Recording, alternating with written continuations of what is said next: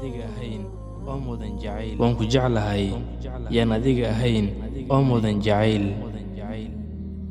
Waxaan u xiisaa aragtidaada, qalbigaygana waxa uu rabaa la kulankaaga. Adiga ayaa ah kan keliya aan ku ducaysto, aragtidiisa inaan lay diidin.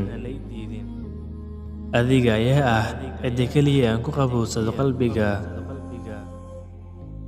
Adiga ayaa ah kan ii dhegaysto sida hagarla'aanta ah, mar walbana aan rajiyo raaligelintiisa, dhibaato walbana aan ka magan galo. Yaa Rabbi, maxaa ka weyn oo ka qaalisan jacaylkaaga? Albaabkan hoosta ka xirannaa si aan u caasino Alle, isagana albaabka hoostiisa ayuu nooga soo geliyaa hawada si aynaan u dhiman.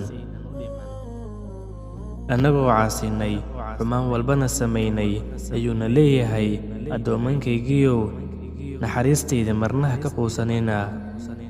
Rabbiyow, waxaa nagu sharaftay islaamnimo, nafteennana waxaa bartay istikfaarta iyo addoonnimada.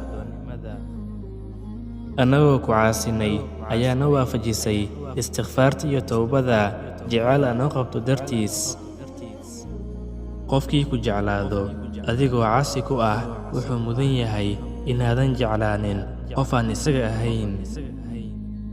Qofkii kuu furo albaabka towbada iyo istikfaarta, si walba oo aad dembi u samayso, qofkaasi wuxuu ku siiyey jecel aan xisaab lahayn. Waan ku jeclahay yaan adiga ahayn oo mudan jacayl. Waan ku jeclahay yaan adiga ahayn oo mudan jacayl.